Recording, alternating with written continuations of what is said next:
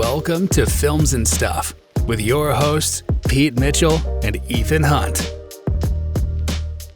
Hi, everybody. Welcome back to the Films and Stuff podcast. I am Ethan here with participation Pete. Hey, Pete. How are you? Everything is good. You and I, as we often do in our prep or run up to recording these episodes, we start to talk about what we're going to talk about. And then we actually start talking about it. And in this case, we had to call a timeout. Yeah. Start recording. I did a very quick intro, and let's get back to business, which is we were talking about the tragic Gene Hackman news that the film legend, in too many films to mention, but we'll say a few, was found dead at, I think, age 95 in his home in New Mexico. Is that right? Yeah, with his wife and their dog. Yes. And that's where the wrinkle is, which is it's not unusual for a 95-year-old to pass away. I think the strange elements were, one, according to his pacemaker data, he's actually been dead for 9 days until he was found. Supposedly by, I think, a gardener or some landscape personnel. And his wife was also found dead, and their dog was also found dead, and there was no like gas leak or other sign of like forced entry, foul play, gunshots, stabs, things like that, right? I'm telling you, something suspicious about it. Something suspicious. What do you think I it mean, was? his wife was relatively young. She was only 60-something. The dog, I mean, why would you kill a dog? That's the part that gets me. Yeah, I agree. As a dog lover, that is a tough one. When you think, I mean, he's 95. It's bonkers when you think about like what some of the movies was. Like he was the original Lex Luthor. Yeah. And like the Christopher Reeves Superman. That's right. Yeah. I mean, we talk about him in like Hoosiers. What year was it? 1986? Yeah. So that's 24, 34. That's 40 years ago. Yeah. And in that movie, like when you watch Hoosiers, Gene Hackman is old, right? Yeah. He's already like, looking aged. Yeah. I mean, in that movie, he's like an old guy. And just imagine that was 40 years ago.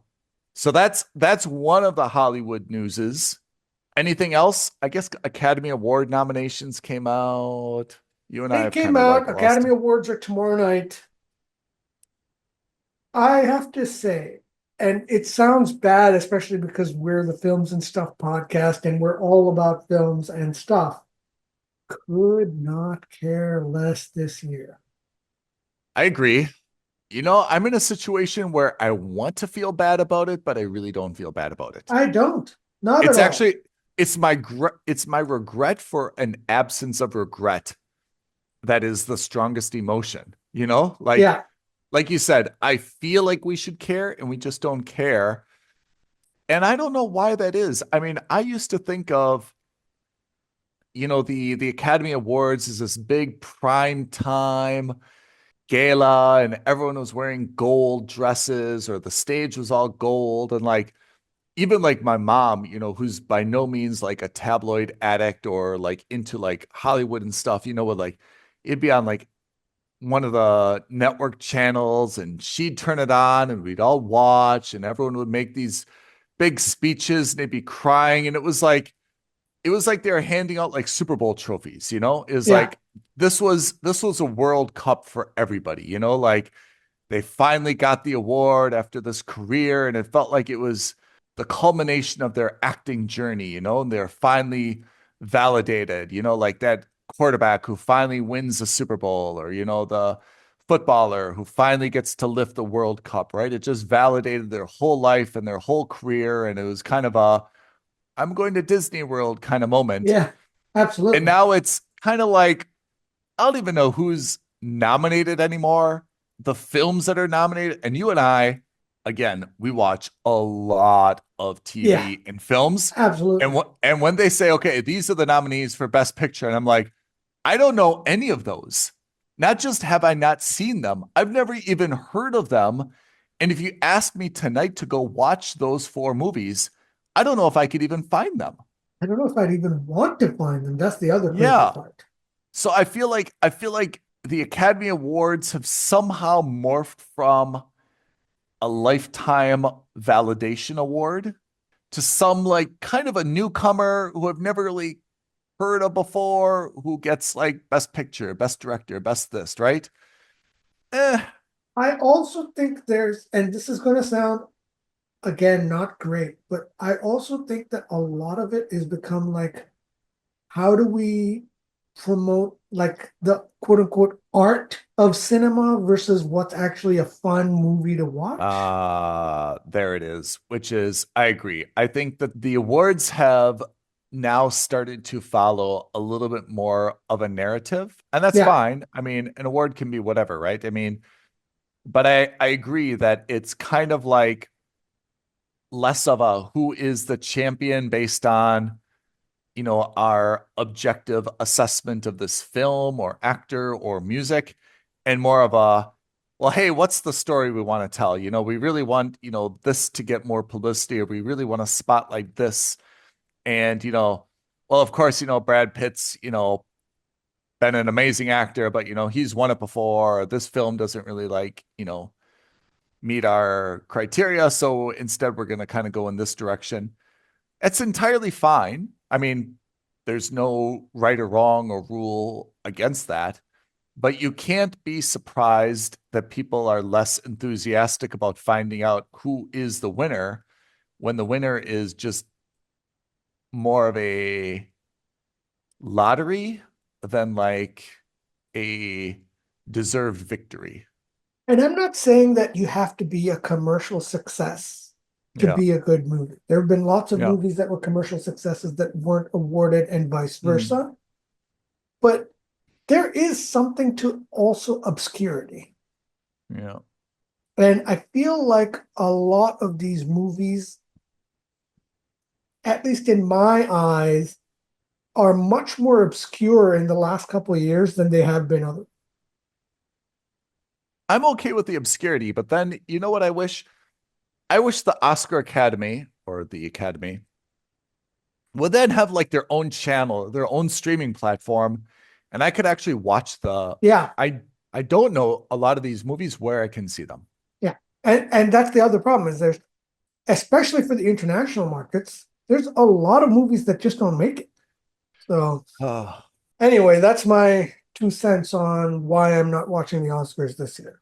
I put 2 more cents in, so okay. What are we watching? So Netflix just released a show called Zero Day, Oh yeah. right? I mean, And yeah. at least on paper, it sounded like it could be a good thriller to watch. I thought originally it was a movie, and then it turned out to be a 6-episode TV series starring Robert De Niro, a very thin Jesse Plemons. Yeah. You noticed that And too, hey? yeah, like Gotten in great shape again. very, very, very thin. And Connie Britton, my personal favorite. I don't know why. And Joan Allen from all the Bourne Identities, right? Where he's like, get some sleep, Pam. You look tired, right? And Most then the classic. crazy music. Yeah.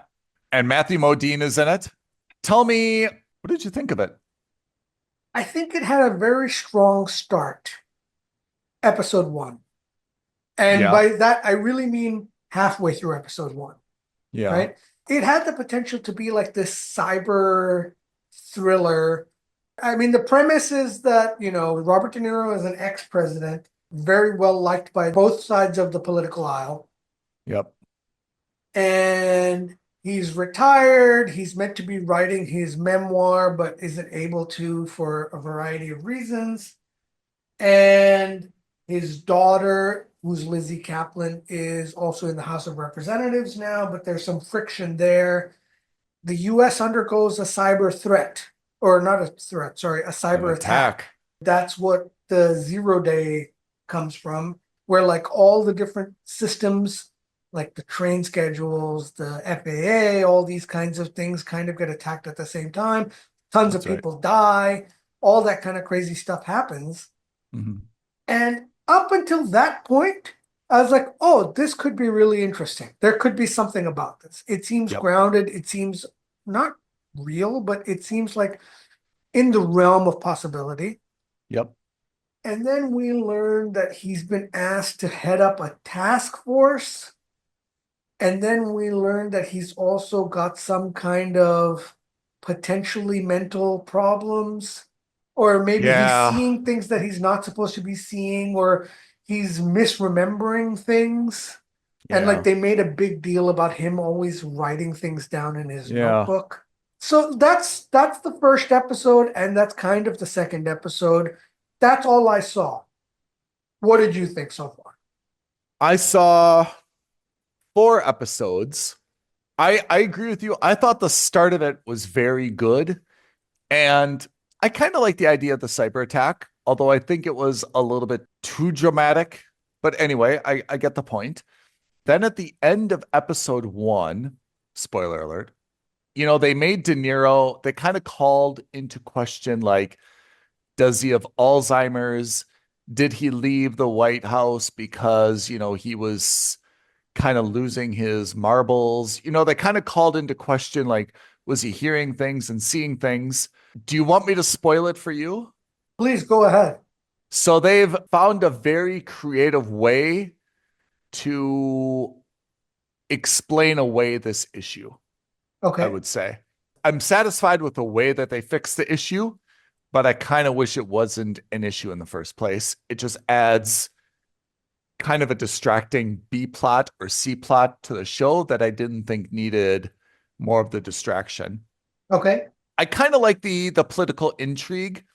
I mean, it's a little bit House of Cardish in terms of politicians, American politicians being politicians in the sense that, they say to the media, kind of all the right things, which is we've got to find out who did this, and whoever attacked America is going to pay. I'll make sure of that.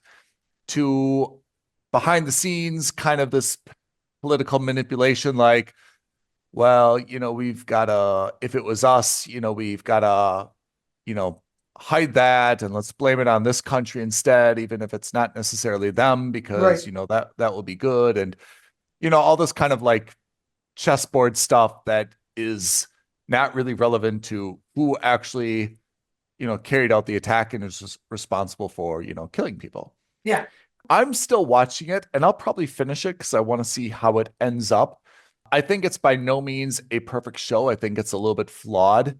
I would probably give it a mooch right now. It would have to do something dramatic in the last 2 episodes to be a must subscribe or a skip. I think it's a very solid mooch. I think it's a very solid 6 episodes on Netflix. I don't think it really needs to go much longer than that. For a Netflix offering, I'm reasonably happy with it, but by no means would I ever, like defend the show and be like, you've got to watch it. It's the best. It's unmissable. It's a very fine offering on Netflix. At the moment, based on the first 2 episodes alone, I think I've already given it a skip.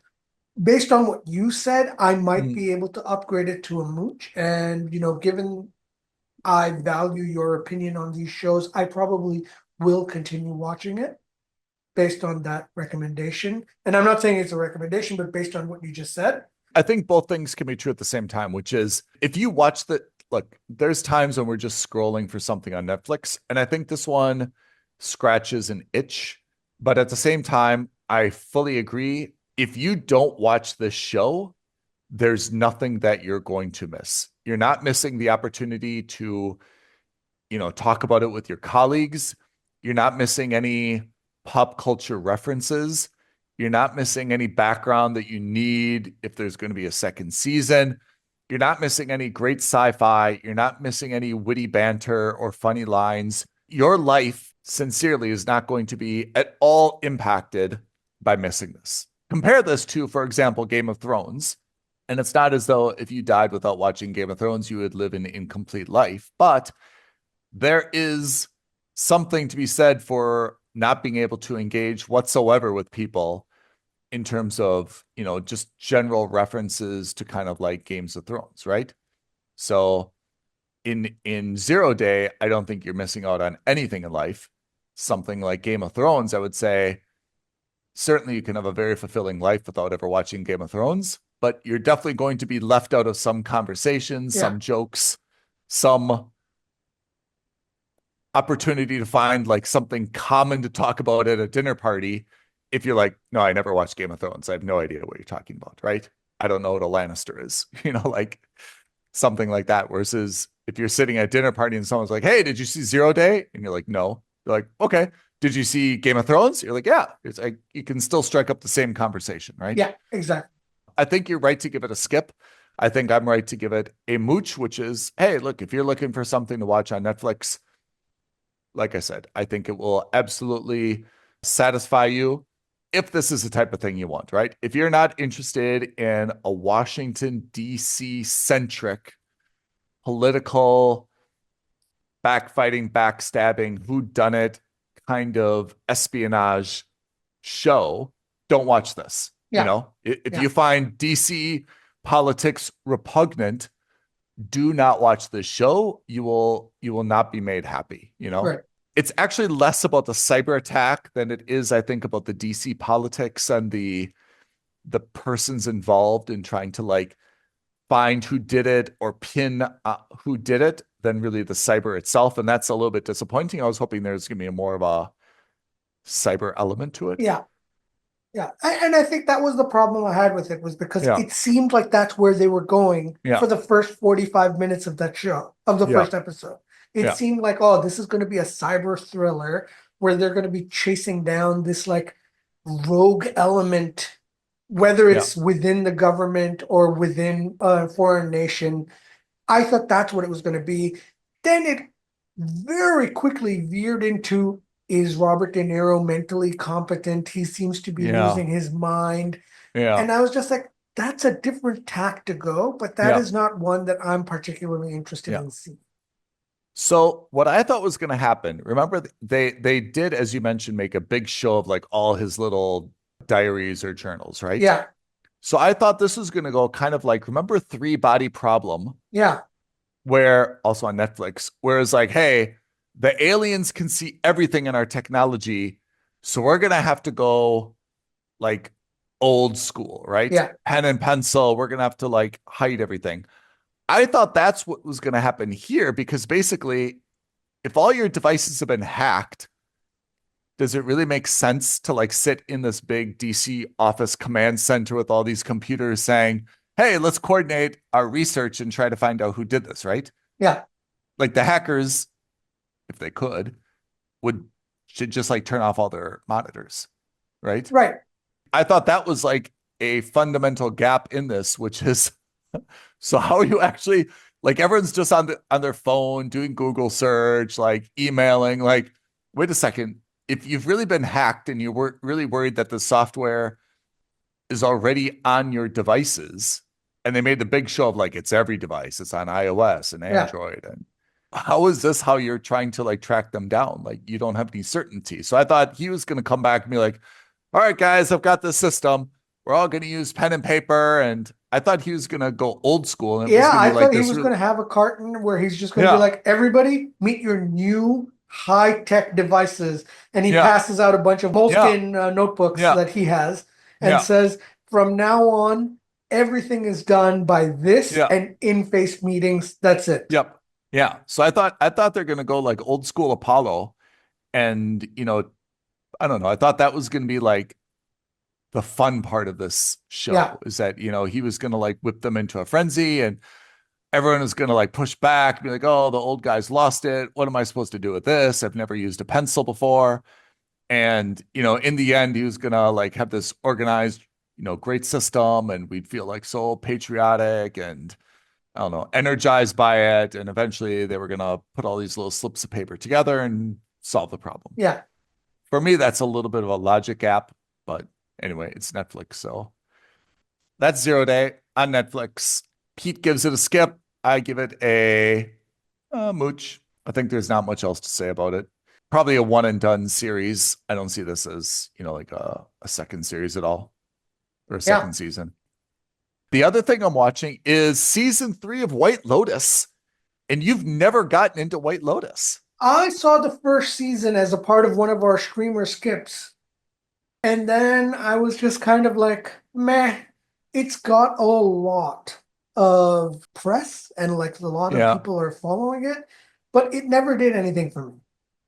I have to say, I like season 2. I view season 2 as a show that I think you should watch with your significant other. Okay. And pause it throughout and be like, hey, baby, like, how would we handle that situation if it was us? You know, like, I want you to be honest with me and I want to be honest with you, but you could see like there's a lot of these kind of like moral quandaries in it. And I find the moral quandaries very fascinating, which is the old, I mean, they've got like this old adage about like your girlfriend asks you like, do these pants like make me look fat? And you say like, no, absolutely not. You know, you should like lie or, you know, I don't know, say something that's not entirely true, but like, you know, yeah, never incriminate yourself. Exactly. And I feel like the White Lotus episodes are all that kind of stuff. And it leads up to something towards the end. At the very first episode, the very first scene, they basically put like the conclusion and then they do a 1 week earlier kind of thing, right, you know? Right. And there's a little bit of mystery. So there's a lot of kind of like who done it going on. And everyone is kind of at one point like, oh, it's got to be that guy. Oh, it's got to be her. No, it's got to be that guy. No, I think it's definitely them, you know, kind of thing.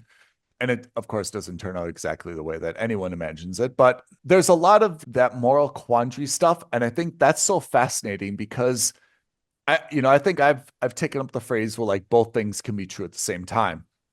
And there's a lot of like, well, he didn't really do anything wrong. And to be honest, she didn't do anything wrong.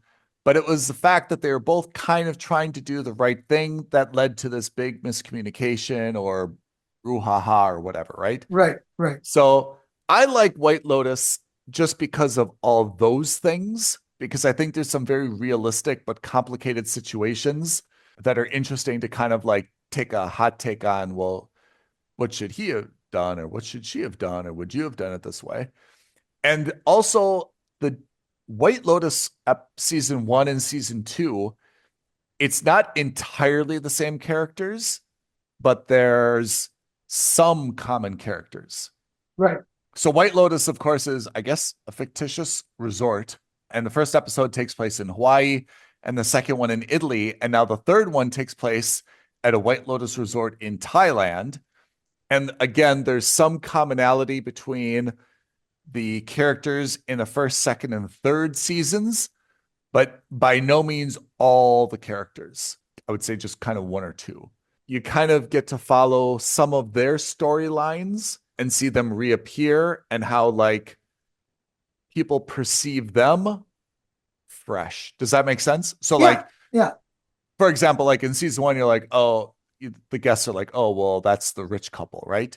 Yeah. But then in season 2, it's, I mean, I'm making this up. That's not the case. And then in season 2, it's like, oh, well, that's the weird couple, right? And then in season 3, it's like, oh, well, that's a couple that's, you know, getting a divorce or they just, you know, they're trying to fix their relationship or something, right? So right. It's a little bit like in the eye of the beholder in terms of how the same people acting the same are kind of perceived in different environments. And I think that's a very, maybe I'm over analyzing it, but I think that's a very interesting concept that they've worked into the fabric of the show is how, you know, the same people are perceived differently by different people in different environments. So I have to say, I'm a fan of White Lotus. I'm definitely going to watch, I think it's fair to say, all of season 3. I'd also be realistic about the show, which is I don't think this is a must subscribe type of show. Your life will not be over if you don't watch any of the White Lotuses. I do suggest you watch them in order only because you'll like the commonality between them. Right. Or maybe if you watch them out of order, you know, there's something interesting to be said about that as well. But I'd watch them in order. But at the same time, again, I think that it's good kind of background television, that if you're doing something, it's a good show to have on in the background. It does not need 100% of your attention. So for me, they're all a solid, strong mooch. Definitely not a must subscribe. But if you gave them a skip and you never watched them, again, my brother doesn't watch any of them. He's probably never heard of them. His life is not impacted whatsoever, you know? Anyway, that is White Lotus. That's what I'm watching. I'll finish up Zero Day. And is there anything else we need to watch that's streaming right now? Not really. It's been a bit quiet. I have been watching Invincible, the animated superhero show on Amazon Prime. Oh, yeah. Is it good? I still think it's one of the best superhero shows available. If you've never seen it, I highly recommend you start. This is the 3rd season. Also, Jack Reacher started season 3. Oh, yeah. And Severance is going on. Severance I'm saving for my big upcoming travels. Yeah. I'm going to download season 1 and season 2. I figure I've got a very, very, very, very, very long flight coming up. Yeah. My strategy for that flight is threefold. I'm going to stay up all night as long as I can before that. Yeah. I'm going to dehydrate myself as much as possible so I don't have to go to the toilet 10 times during the flight. And I'm going to download all the severances. And my plan is to just wear comfy sweatpants, my hoodie, and maybe even like a ball cap. And I'm just going to plop into my seat and knock out however many episodes of Severance I need to after I wake up from hopefully a long sleep. Okay. That's always a good plan. Let us see if that plan works, but that is what I'm hoping will happen. Okay. I'm only watching Severance, and I want this to be recorded, which it is. I'm only watching Severance because of you. You're the only reason in my whole life that I'm watching Severance. And that means you have all the responsibility. I have all the responsibility, a lot of pressure, but I'm quite confident you're going to love it. I will say it's a slow burn. Yeah. It doesn't make a lot of sense initially, but by the end of the 1st season, I promise you're going to be hooked. I am so certain of it. It's so good. I mean, it's that statement that's making me watch it. That is the only reason. To be fair, my brother has expressed general positivity about it. Yeah. But not in the sense that he's said, like, he hasn't given me like a guarantee, but he's expressed a general positivity about it. Not that I'm discarding his opinion, but it's really you're being so adamant about it that is putting me over the top. Yeah. And the last episode that just aired was, I think, episode 7 of season 2. Whoa, mind blowing. It really, very few shows do tension as well as Severance has done. Especially that end of season 1, man, tense is an understatement. Look, I'm captive on a flight, and that's my only source of, well, that and the 3rd book of Thrawn. But apart from that. Speaking of which, I finished the 1st book in like 2 days. So it's that good, right? And you were like, I think you were also like, that's going to be my airplane book. Yeah, I was really saving it because I thought, that's okay. I'll read it on my flight. We're both on long flights in the coming weeks. Yeah. Well, that plan went immediately out the window. Yeah, I think you're like, I'm just gonna read the 1st chapter and then the rest I'll save for my long flight. Yeah. And then you're like, that book is so good. I know that's why I think the Disney universe needs to focus on Thrawn. I think that's a great target for the next trilogy of movies. To be determined. We don't know what's going on. I guess there have been rumors and speculations that Kathleen Kennedy is going to retire this year. And be replaced by Dave Filoni? Potentially, or Jon Favreau, or both. I don't know. I mean, if it's not one of those two, why? First. Actually, I see the argument. The argument I would have for somebody else is just to cut to cut the cord and start totally fresh. In which case, I'm okay with them doing that. But if you're going to continue expanding on the current universe as it stands with current characters, then I think those two are the right stewards. I mean, Filoni he's been with them from the beginning though, right? He started with Clone Wars in 2008. Yeah. All right, to be seen.